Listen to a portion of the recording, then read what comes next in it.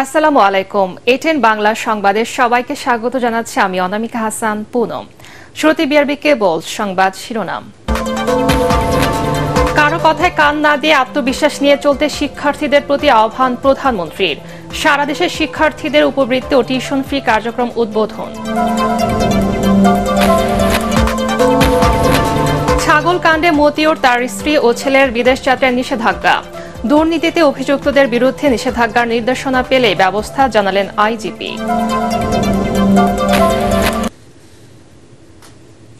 শুনছিলেন বিআরবি কেবল সংবাদ শিরোনাম। এবারে বিস্তারিত সংবাদ। কারো কথায় কান না দিয়ে আত্মবিশ্বাস নিয়ে চলতে শিক্ষার্থীদের প্রতি আহ্বান জানিয়েছেন প্রধানমন্ত্রী শেখ হাসিনা। রাজধানীতে সারা দেশের শিক্ষার্থীদের উপবৃত্তি ও টিউশন ফি বিতরণ কার্যক্রম উদ্বোধন করে তিনি বলেন, সরকারের উন্নয়ন যাদের ভালো লাগে না শিক্ষার্থীদের তাদের এড়িয়ে চলতে হবে। সমালোচনাকে পাত্তা না দিয়ে সরকার বিশ্বের সাথে তাল মিলে আধুনিক শিক্ষা ব্যবস্থা গড়ে তুলছে বলেও জানান প্রধানমন্ত্রী। বিস্তারিত আপেল মাহমুদের রিপোর্টে।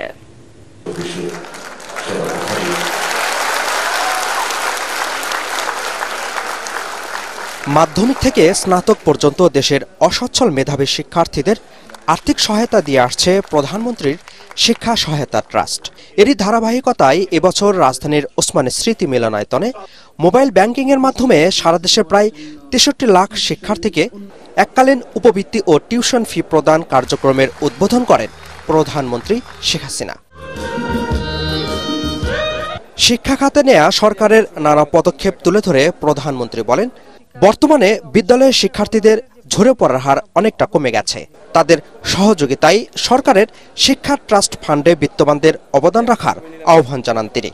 এই বাংলাদেশ নিয়ে আর দুশ্চিন্তার আমার কিছু নেই, কারণ এখন আমাদের এই ছোট্ট সোনামণিরাই নিয়ে যাবে এই বাংলাদেশকে স্মার্ট বাংলাদেশ গড়ে ভবিষ্যতে পরিচালনাও তারা করবে। এবং যে শিল্প খাতে যে পরিবর্তনটা এসে যাচ্ছে, চতুর্থ শিল্প বিপ্লব, তার উপযুক্ত দক্ষ কারিগর অর্থাৎ স্মার্ট সিটিজেন হিসেবে গড়ে উঠবে আমাদের এই আজকের ছেলেমেয়েরা, এটাই আমি বিশ্বাস করি। কিছু লোকের তো বেশ টাকা পয়সা হয়ে গেছে, তাই বিত্তবানরা যদি এই ট্রাস্ট ফান্ডে অনুদান দেয়, অনেকে দিয়েছে এর মধ্যে, কিন্তু আরও যদি দেয় তাহলে আমি মনে করি যে আরও বেশি আমরা ব্যবহার করতে পারবো এই ফান্ডটা। শিক্ষার্থীরা যাতে আনন্দদায়ক পরিবেশে জ্ঞান অর্জন করতে পারে সে বিষয়ে সরকারের পরিকল্পনার কথাও তুলে ধরেন সরকার প্রধান। এখন যদি সারাক্ষণকে বলে পর পর পর, এটা কি ভালো লাগে বলো? মোটেই ভালো লাগে না। যা একটু পর ইচ্ছা থাকে তাও নষ্ট হয়ে যায়, এটা কিন্তু বাস্তব কথা। সেই জন্যই এমনভাবে শিক্ষার ব্যবস্থাটা করা যে আগ্রহ নিয়েই ছেলেমেয়েরা পড়বে, পরপর করতে হবে না বা ধরে পিটাতেও হবে না। আমরা আবার বাঙালি পড়াচর্চায় খুব পছন্দ করি, তো যে যা মনে করে লিখে দেয়, কিন্তু সেটা আমি এইমাত্র আমাদের শিক্ষা বলছি এটা লিখলো ওটা লিখলো, আমরা ওটা লিখলে শুনবো না তো। নিজের মনের আত্মবিশ্বাস থাকতে হবে। আর দেশের দায়িত্ব যখন নেবে, দেশের জন্য কোনটা ভালো সেটা নিজের চিন্তা থেকে আসতে হবে। আর কেউ একটু সমালোচনা করলেই অমনি সেটার জন্য ভীত হয়ে যেতে হবে, আমি এটা বিশ্বাস করি না। অনুষ্ঠানে বঙ্গবন্ধু সৃজনশীল মেধা অন্বেষণ প্রতিযোগিতায় 15 জন বিজয়ীকে 2 লাখ টাকার চেক তুলে দেন প্রধানমন্ত্রী শেখ হাসিনা। এছাড়াও স্নাতক পর্যায়ে 21 জন মেধাবী শিক্ষার্থীকে দেয়া হয় বঙ্গবন্ধু শেখ মুজিব স্কলার অ্যাওয়ার্ড ও 3 লাখ টাকার cheque. Apel Mahmud, ATN Bangla, Dhaka. Russia, Ukraine, Gaza সহ বিশ্বের বিভিন্ন দেশে 80টিরও বেশি সংঘাত চলছে। এরপরও সরকার জিডিপির প্রবৃদ্ধি ধরে রেখেছে বলে মনে করেন পররাষ্ট্রমন্ত্রী ডক্টর হাসান মাহমুদ। তিনি বলেন, ইচ্ছাকৃতভাবে কোনো প্রতিষ্ঠানকে প্রশ্নবিদ্ধ করার জন্য সংবাদ হলে বুঝতে হবে তা ষড়যন্ত্র। জাতীয় প্রেস ক্লাবে আওয়ামী লীগের প্রতিষ্ঠা বার্ষিকী উপলক্ষে আলোচনা সভায় মন্ত্রী এসব কথা বলেন। বিএনপিতে অভ্যন্তরীণ গণতন্ত্র নেই দাবি করে হাসান মাহমুদ বলেন, দলটি গণতন্ত্রের কথা বলে অথচ সম্মেলন ছাড়া লন্ডন থেকে এক কলমের খোঁচায় কমিটিতে রদবদল হয়।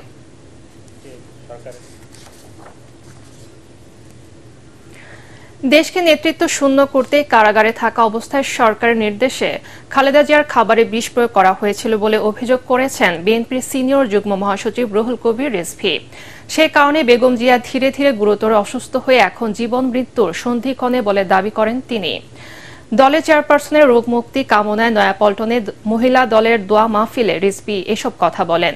আওয়ামী লীগ কেবল ক্ষমতায় থাকার জন্য প্রধানমন্ত্রীর ভারত সফরে দেশের স্বাধীনতা সার্বভৌমত্ব বিরোধী বিভিন্ন চুক্তি করেছে বলে অভিযোগ করেন বিএনপির এই মুখপাত্র। তিনি বলেন, পুলিশ প্রশাসন ও সরকার সমর্থকদের সীমাহীন দুর্নীতির খবর প্রকাশের জন্যই গণমাধ্যমকে নানাভাবে হুমকি দেওয়া হচ্ছে। এবং খালেদা জিয়া উনাকে তিলে তিলে বিশ্বাস করার জন্য কারাগারে নিয়ে যাওয়া হয়েছে এবং খাবারের মধ্যে নানা ধরনের ওষুধ প্রয়োগ করে আজকে তার শরীরে নানা অসুস্থতায় তিনি ভোগাচ্ছেন। দেশপ্রেমিক নেতৃত্ব শূন্য করা, জাতীয়তাবাদী নেতৃত্ব শূন্য করার একটা গভীর মাস্টার প্ল্যান বাস্তবায়ন করছেন শেখ হাসিনা, যাতে উনি অনেক কিছু বাংলাদেশ থেকে দিয়ে দিতে পারেন। এই যে চুক্তি এবার গিয়ে করলেন, এই চুক্তি এটা তো সার্বভৌমত্ব বিক্রি করে দেওয়ার চুক্তি। একটা প্রহসন, আমরা আর মাহমুদের নির্বাচন করে তিনি প্রথমেই গ্যারান্টি পান হচ্ছে ভারতের কাছ থেকে। ছাগলকাণ্ডে সমালোচিত জাতীয় রাজস্ব বোর্ডের সদস্য মতিউর রহমান, তার স্ত্রী নরসিংদী রায়পুরার উপজেলা চেয়ারম্যান লায়লা কানিজ ও তাদের ছেলে আহমেদ তৌফিকুর রহমান অর্ণবকে বিদেশ যাত্রায় নিষেধাজ্ঞা দিয়েছেন আদালত। দুর্নীতি দমন কমিশন দুদকের আবেদনের প্রেক্ষিতে ঢাকার সিনিয়র স্পেশাল জজ মোহাম্মদ শামস জগলুল হোসেন দুপুরে এই আদেশ দেন। ছাগলকাণ্ডের পর মতিউরের নামে বেনামে শত শত কোটি টাকার সম্পদ অর্জনের তথ্য সামনে এসেছে। এছাড়া মতিউরের সন্তানদের বিলাসবহুল জীবনযাপনের ছবিও সামাজিক যোগাযোগ মাধ্যমে প্রকাশ পায়। এনবিআরের এই কর্মকর্তার বিরুদ্ধে গত 18 বছরে মোট 4 বার অনুসন্ধানের আবেদন নথিভুক্ত করে দুদক। তবে নথিভুক্তির পরে তদন্ত আর এগোয়নি।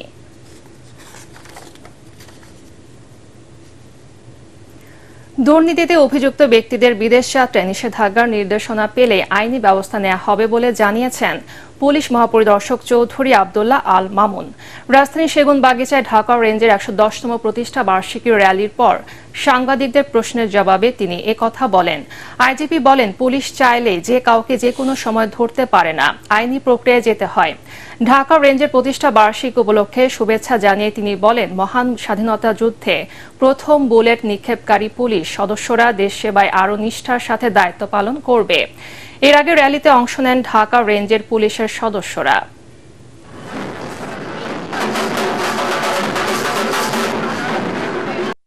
আইনানুগ প্রক্রিয়ায় যখন আমরা যে কাউকেই যে কোনো সময় স্টপ করতে পারি না, এটা একটা আইনানুগ প্রক্রিয়া। আইনানুগ প্রক্রিয়ায় যখন যেটা করা হয়, এটার যে রিকোয়ারমেন্ট আছে সেই অনুযায়ী আমরা দায়িত্ব পালন করি।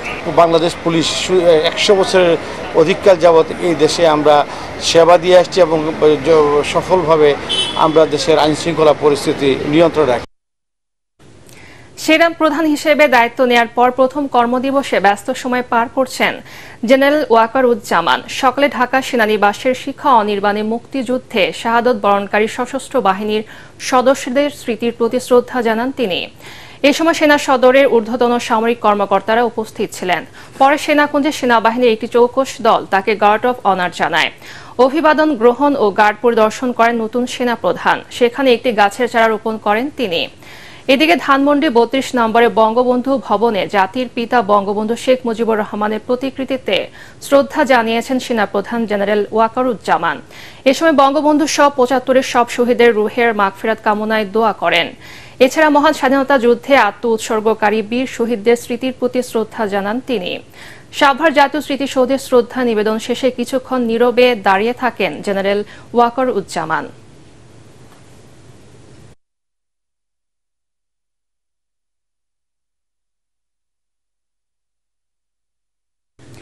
এবার আল আরফা ইসলামী ব্যাংক অর্থ সংবাদ।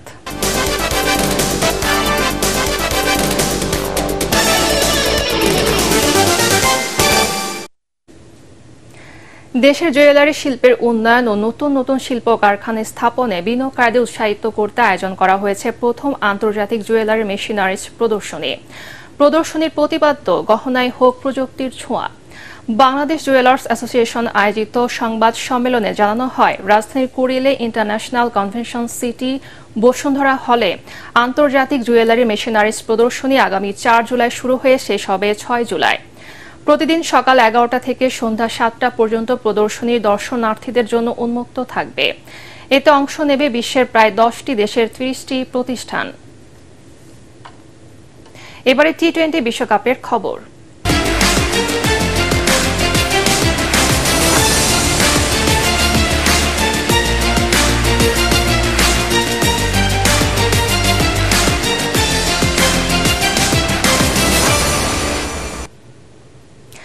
আফগানিস্তানকে হারিয়ে টি-20 বিশ্বকাপে সুপার 8-এ খেলাটা স্মরণীয় করে রাখতে চায় বাংলাদেশ।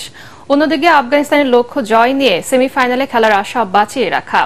ওয়েস্ট ইন্ডিজের সেন্ট ভিনসেন্টে বাংলাদেশ আফগানিস্তানের মধ্যকার খেলাটি শুরু হবে বাংলাদেশ সময় মঙ্গলবার সকাল 6:30টায়। পরাগ আরমানের রিপোর্ট। প্রথমবারের মতো টি-20 বিশ্বকাপের সেরাটে উঠলেও পারফরমেন্স দিয়ে মন ভরাতে পারেনি বাংলাদেশ। কোন রকমের প্রতিরোধ ছাড়াই সুপার 8 পর্বে অস্ট্রেলিয়া ও ভারতের কাছে হেরেছে। সেন্ট ভিনসেন্ট এবার সাকিব শান্তদের প্রতিপক্ষ আফগানিস্তান। টপ অর্ডারের ব্যর্থতা টাইগারদের পুরো টুর্নামেন্টই ভুগিয়েছে।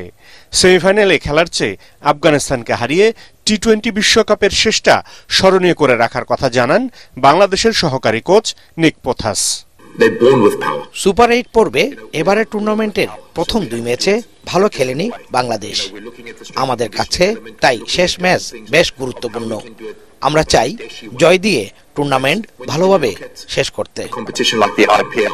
এদিকে অস্ট্রেলিয়াকে হারিয়ে আত্মবিশ্বাসের তুঙ্গে এখন আফগানিস্তান। প্রথমবারের মতো সেমিফাইনাল খেলার আশা টিকিয়ে রাখতে তাই বাংলাদেশের বিপক্ষে জয় চাইছেন রশিদ খানদের কোচ জোনাথন ট্রট। আমাদের সামনে এখন বাংলাদেশ। অস্ট্রেলিয়ার সঙ্গে আমরা যেরকম ফিল্ডিং করেছি আশা করি এ ম্যাচেও তা অব্যাহত থাকবে। কখনো কখনো ফিল্ডিংই খেলার ভাগ্য করে দেয়। আমরা জেতার জন্যই মাঠে নামব। টি-20 বিশ্বকাপে এর আগে একবারই আফগানিস্তানের মুখোমুখি হয়েছিল বাংলাদেশ। 2014 সালে আফগানদের 9 উইকেটে হারিয়েছিল লাল সবুজের দল। পরাগ আরমান, এটিএন বাংলা। এবারে প্যারাডাইস খেলার খবর।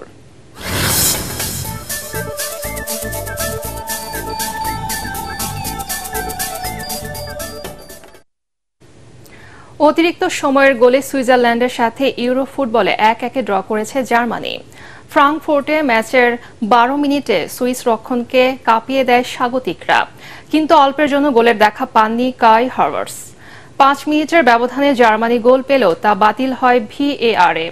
দাপটে খেলতে থাকা স্বাগতিকদের স্তব্ধ করে 28 মিনিটে সুইজারল্যান্ডকে এগিয়ে দেন ড্যান অ্যান্ডোয়ে।